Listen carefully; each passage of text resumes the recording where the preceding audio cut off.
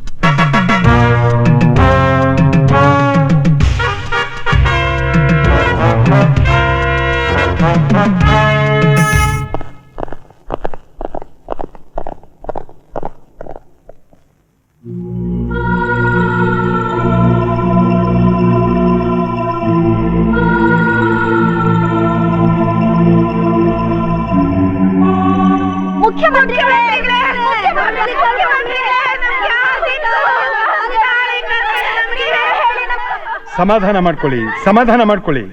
Secretary sir, ಸತ್ತೋರ ಪ್ರತಿಯೊಂದು ಕುಟುಂಬಕ್ಕೂ 5,000 ರೂಪಾಯಿ ಪರಿಹಾರ ಧನ ಕೊಡೋದಕ್ಕೆ ಏರ್ಪಾಟ್ ಮಾಡಿ. ಸರಿ ಸರ್. ಹಾಗೆ ಈ ದುರಂತಕ್ಕೆ ಕಾರಣವಾದವರು ಯಾರು ಅಂತ ಪತ್ತೆ ಹಚ್ಚೋದಕ್ಕೆ 1 ಮ್ಯಾನ್ ಕಮಿಷನ್ ಅಪಾಯಿಂಟ್ ಮಾಡ್ತಿದೀವಿ ಅಂತ ಪ್ರೆಸ್ ಸ್ಟೇಟ್ಮೆಂಟ್ ಕೊಡಿ. ಆಯ್ತು ಸರ್. ಸ್ವತಂತ್ರ ಬಂದು 44 ವರ್ಷದ ಮೇಲೆ ಸ್ವತಂತ್ರ ಭಾರತದ ಒಬ್ಬ ಪ್ರಜೆಯ ಜೀವದ ಬೆಲೆ 5,000 ರೂಪಾಯಿ. ಅದು ಸರ್ಕಾರದ ಕರ್ತವ್ಯ ನಿಷ್ಠೆಗೆ ಧಕ್ಕೆ ಬಂದಾಗ ಮಾತ್ರ.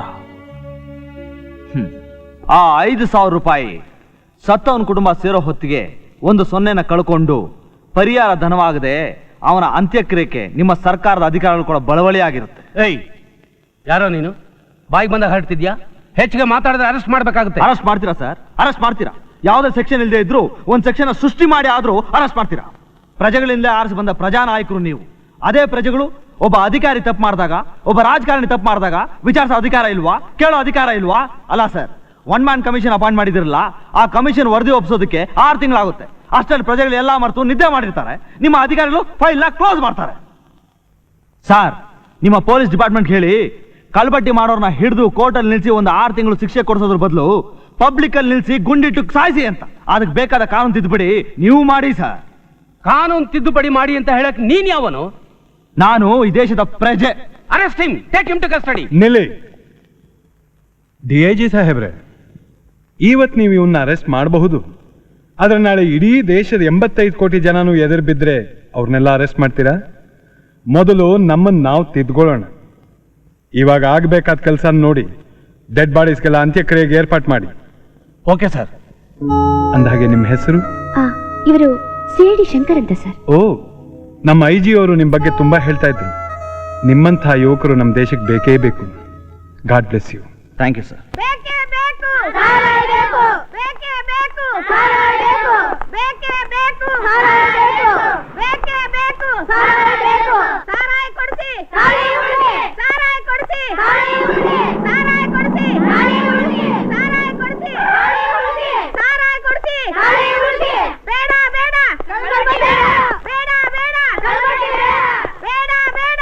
ಸ್ಟಾಪ್. ಮೆರವಣಿಗೆ ಎಲ್ಲಿ ಹೊರಟಿದೆ? ಮುಖ್ಯಮಂತ್ರಿಗಳನ್ನ ನೋಡೋದಿಕ್ಕೆ. ಯಾಕೆ? ಪಾನ ವಿರೋಧ ಜಾರಿಗೆ ತರ್ಕೊಡುದು ಅಂತ ಮುಖ್ಯಮಂತ್ರಿಗಳು ಹೇಳೋದಕ್ಕೆ. ಏನ್ರಮ್ಮ, ಎಲ್ಲ ಹೆಣ್ಮಕ್ಳು ಹಾಲು ಬೇಕು, ನೀರ್ ಬೇಕು, ಸೀಮೆ ಎಣ್ಣೆ ಬೇಕು ಅಂತ ಕೂಗ್ತಿದ್ರೆ ನೀವು ಸಾರಾ ಬೇಕು ಅಂತ ಕೂಗ್ತಿದ್ದೀರಲ್ಲ? ನಿಮ್ಗೇನ್ ಗೊತ್ತು? ಕಳಬಟ್ಟೆ ಸಾರ ಕುಡ್ದು ನಮ್ ಗಂಡಂದಿರು ಸೊತ್ತೋಗಿದ್ದಾರೆ.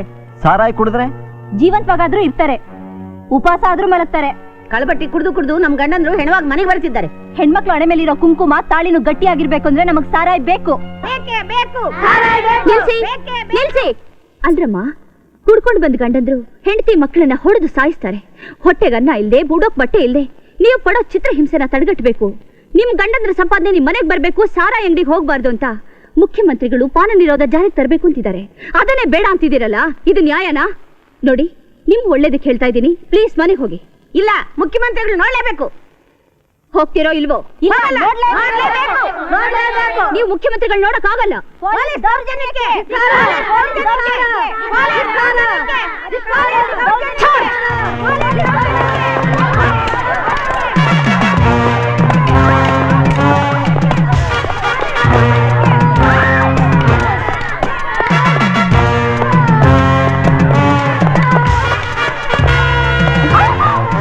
ನಿಮ್ಮನ್ನೆಲ್ಲ ಮೆರವಣಿಗೆಗೆ ಯಾಕೆ ಕರ್ಸಿದ್ದು?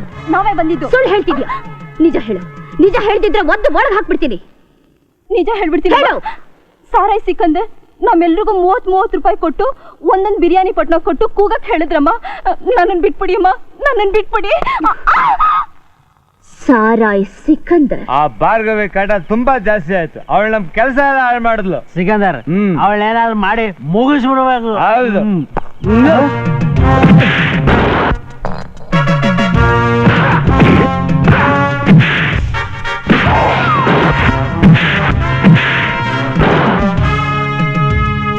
ಕಳ್ಳ ಭಟ್ಟಿ ಕಾಯಿಸೋದು ಯಾರು? ನಮಗ್ ಗೊತ್ತಿಲ್ಲ. ನಮಗ್ ಗೊತ್ತಿಲ್ಲ. ಹೇಳು. ಹೇಳ್ತೀನಿ. ಹೆಬ್ಬೆಟ್ಟಲ್ಲಪ್ಪ. ಕಸ್ತೂರಿ ಮೇಡಮ್, ಹೆಬ್ಬೆಟ್ ಎಲ್ಲಪ್ಪ?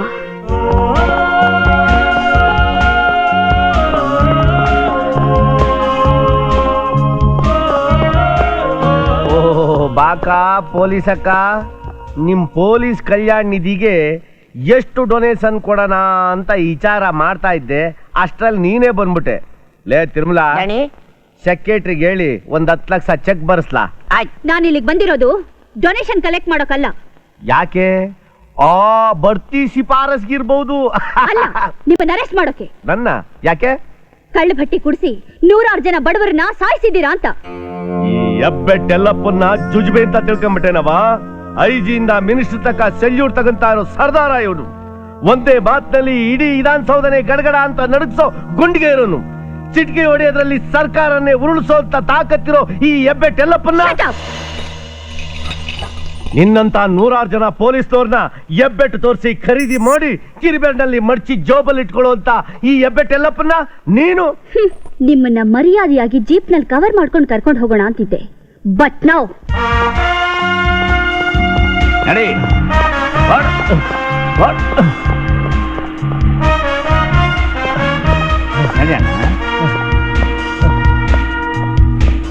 ನಡಿಯಪ್ಪ ನಡಿಯರೇ.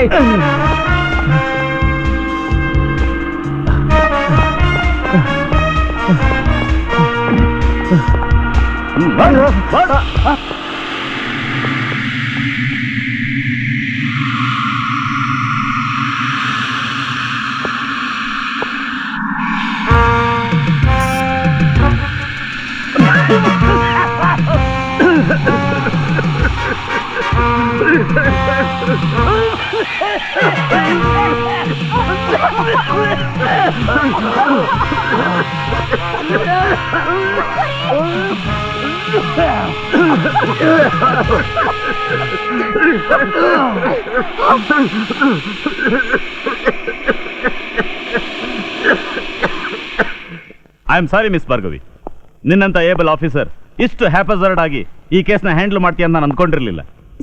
ಸರ್ ಅವ್ರ ಕಡೆಯವರು ಈ ರೀತಿ ಪೇಲ್ಮೇಲ್ ಮಾಡ್ತಾರೆ ಅಂತ ನಾನು ಅನ್ಕೊಂಡಿರ್ಲಿಲ್ಲ ಸರ್. ನೀನ್ ಅವನ್ನ ಅರೆಸ್ಟ್ ಮಾಡಿದ್ದು ಕರೆಕ್ಟ್, ಆದ್ರೆ ಅವನ್ನ ಮೆರವಣಿಗೆ ಮಾಡಿ ಕರ್ಕೊಂಡ್ ಬಂದಿದ್ದು ಫೂಲಿಶ್ನೆಸ್, ಗ್ರೇಟ್ ಮಿಸ್ಟೇಕ್. ಈಗ ಅವನು ಹೆಡೆ ತುಳಿದ ನಾಗರಾವಂತರ ಆಗಿದ್ದಾನೆ. ತನ್ನ ಹೆಬ್ಬೆಟ್ಟನ್ನು ತುದಿಲಿ ಇಡೀ ಮಂತ್ರಿ ಮಂಡಲನ ಆಡಿಸ್ತಾರ. ಅವನು ನಾಳೆ ದಿನ ಅವ್ರ ಕಡೆಯವ್ರನ್ನ ಬಿಟ್ಟು ಅಸೆಂಬ್ಲಿಲಿ ರಂಪ ಎಬ್ಬಿಸ್ತಾನೆ. I am very sorry sir.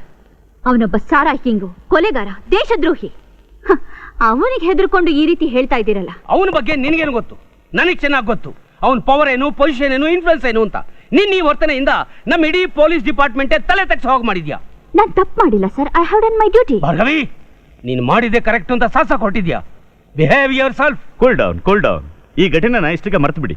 ನೋಡಮ್ಮ, ಇಂಥ ಕಾಂಪ್ಲಿಕೇಟೆಡ್ ಕೇಸ್ ಬಂದಾಗ ಹೈಯರ್ ಅಥಾರಿಟೀಸ್ ಕನ್ಸಲ್ಟ್ ಮಾಡು. ಎಸ್, ನಾವಿರೋದು ಯಾಕೆ? ನಿನಗೆ ಅಧಿಕಾರ ಕೊಟ್ಟಿರೋದು ನಿನ್ನ ಇಷ್ಟ ಬಂದಾಗ ಆಡಕ್ಕಲ್ಲ. Mind it.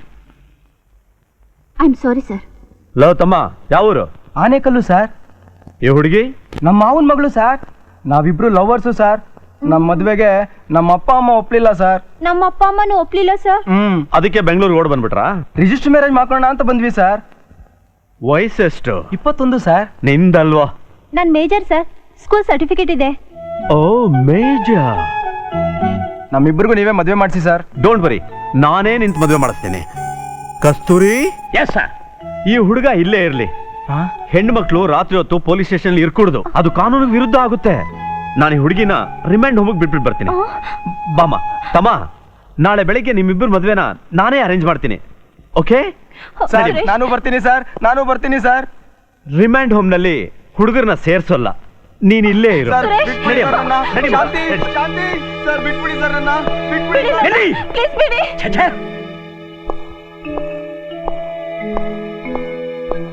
ಈ ಹುಡುಗಿನ ರಿಮ್ಯಾಂಡ್ ಹೋಮ್ ಕರ್ಕೊಂಡು ಹೋಗೋದಕ್ಕೆ ನಾವಿದ್ದೀವಿ. ದಯವಿಟ್ಟು ನೀವು ಮನೆಗೆ ಹೊರಟೋಗಿ. ಹಲ್ಕಟ್ ನನ್ನ ಮಗನೇ.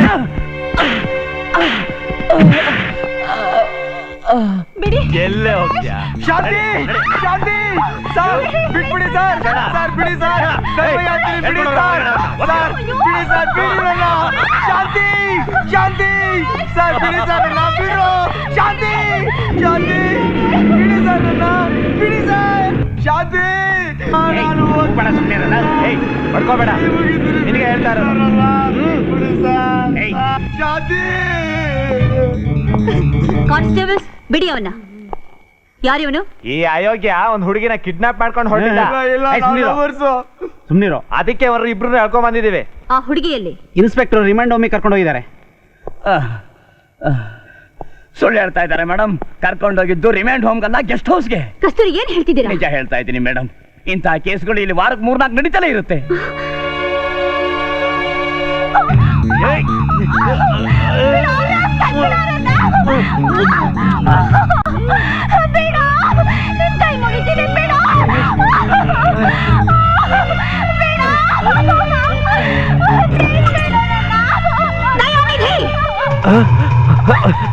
ಮೇಡಮ್ ನೀವು ಇಲ್ಲಿ ನೀವು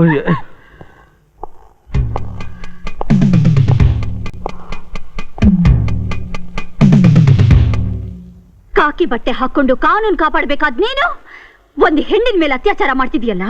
ನೀನಂಥ ಡರ್ಟಿ ಆಫೀಸರ್ಸ್ ಇಂದ ನಮ್ ಡಿಪಾರ್ಟ್ಮೆಂಟ್ಗೆ ಅವಮಾನ. You are wrong madam. ನಾನು ಈ ಕಾಕಿ ಬಟ್ಟೆ ಹಾಕಿಲ್ಲ and I am not on duty. This is purely my personal matter. ಇಲ್ಲಿ ನಾನೇನೇ ಮಾಡಿದ್ರು ಅದನ್ನ ಕೇಳೋ ಅಧಿಕಾರ ನಿಮ್ಗಿಲ್ಲ.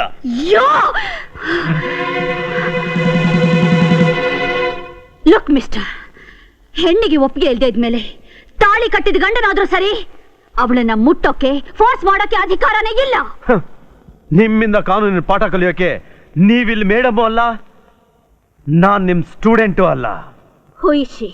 That's none of your business. I will show my business. Move.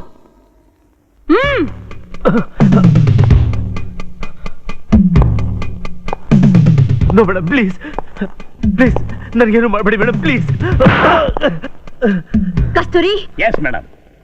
ತಾನೊಬ್ಬ officer ಅನ್ನೋ ಅಹಂಕಾರದಿಂದ ಆಗಾಗ ನಿಮ್ಮ ಮೇಲೆ ದರ್ಪ ತೋರಿಸಿ ಹೊಡಿತಿದ್ದಲ್ಲ, ನೀವು ಹೊಡಿರಿ. ಯು. Yes madam. No.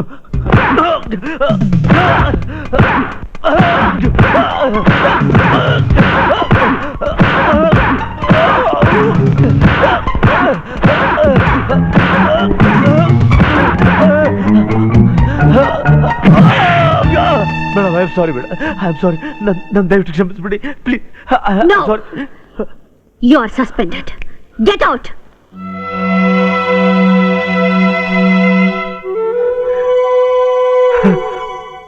ಇಡೀ ನಿಮ್ ಪೊಲೀಸ್ ಇಲಾಖೆಯಲ್ಲಿ ನನಗೆ ಬೇಕಾದ ನಿಯತ್ತಿನ ಮನ್ಸ ಅಂದ್ರೆ ನೀನೊಬ್ನೇ. ನಿನ್ನೆ ಮನೆ ಕಳಿಸ್ಬಿಟ್ಲ ಅವಳು. ಯಾಕೋ ಬತ್ತ ಅತಿ ಆಯ್ತು ಕಣ್ಲ ಅವಳದು. ಅವಳಿಗೊಂದು ಗತಿ ಕಾಣಿಸ್ದೆ ಬಿಡಕ್ಕಿಲ್ಲ ನಾನು. ಈ ನಮ್ಮ IG ಭಾಸ್ಕರಪ್ಪನವ್ರನ್ನ ಇವತ್ತಿನವರೆಗೂ ಯಾರಿಂದಲೂ ಅವ್ರನ್ನ ಮನೆ ಕಳ್ಸಕ್ಕಾಗ್ಲಿಲ್ಲ. ಯಾಕಂದ್ರೆ ಅವರಷ್ಟು ನಿಷ್ಠಾವಂತರು. ಇವತ್ತು ಅವರ ಮನೆಗೆ ಹೊಂಟಾರ, ಯಾಕಂದ್ರೆ ಅವರಿಗೆ ರಿಟೈರ್ಡ್ ಆಗೈತೆ. ಅದಕ್ಕೆ ನಾನು ಅವರಿಗೆ ಈ ಹೂಮಾಲೆಯನ್ನು ಅರ್ಪಿಸ್ತಾ ಇದ್ದೀನಿ. ಈ IG ಸೀಟ್ ಇದೆಯಲ್ಲ, ಬಹಳ ಡೇಂಜರು. ಎರಡು ಅಲುಗಿನ ಕತ್ತಿ ಇದ್ದ ಹಾಗೆ. ಒಂದು ಕಡೆ ಪಬ್ಲಿಕ್ಕು, ಇನ್ನೊಂದು ಕಡೆ ಪುಢಾರಿಗಳು. ಅವರ ಮಧ್ಯೆ ಇವರ ಕೆಲಸ.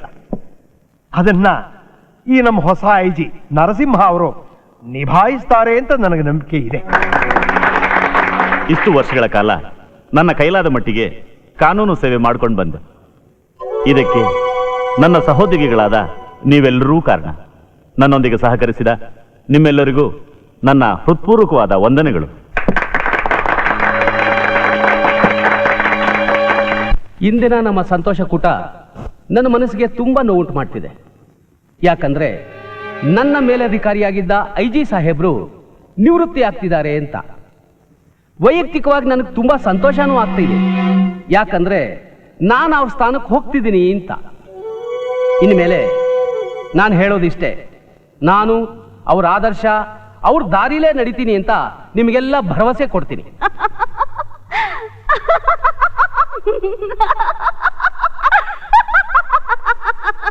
Bhargavi, what is this? You shut up. ಏನಿದು ಹುಚ್ಚಾಟ? ಇಲ್ಲಿ ಯಾರ್ಯಾರಿದ್ದಾರೆ ಗೊತ್ತಾ? ಗೊತ್ತು ಸರ್, ನೀವೆಲ್ಲ ಯಾರು ಅಂತ. ಕಾನೂನ ಕಾಪಾಡ್ತೀನಿ ಅಂತ ಕಾಕಿ ಬಟ್ಟೆ ಹಾಕೊಂಡಿರೋ ಖದೀಮ್ರು. ನಿಮ್ ಬಗ್ಗೆ ಜನ ಏನ್ ಮಾತಾಡ್ಕೊತಿದ್ದಾರೆ ಗೊತ್ತಾ? Being an educated woman, being an higher officer, you misbehaved in the party. ಸಂತೋಷವಾಗಿ ನಡೀತಿದ್ದ ಪಾರ್ಟಿನ ಸರ್ವನಾಶ ಮಾಡ್ಬಿಟ್ಟೆ. ಮೊದಲೇ ಪೊಲೀಸ್ನವರು ಅಂದ್ರೆ ಅವಹೇಳನ ಮಾಡ್ತಾರೋ ಈ ಸಿಚುವೇಶನ್ ಅಲ್ಲಿ ಈ ನಿನ್ನ ಕೆಟ್ಟ ವರ್ತನೆಯಿಂದ ಇನ್ನಷ್ಟು ಗಬ್ಬೆಬ್ಬಿಸ್ಬಿಟ್ಟೆ. ಸರ್, ನಾನು ಬೇಕು ಅಂತ ಮಾಡಲಿಲ್ಲ ಸರ್. ನನ್ನ ನಂಬಿ ಸರ್. ಆಗ ನನಗೇನಾಯ್ತು ಅಂತ ನನಗೆ ಗೊತ್ತಿಲ್ಲ sir. No explanation. You are suspended right now. Sir, please sir, ದಯವಿಟ್ಟು ಆ ಮಾತು ಹೇಳಬೇಡಿ. It's black mark on my career. Please sir, please. I am sorry. Order is order. You may go now.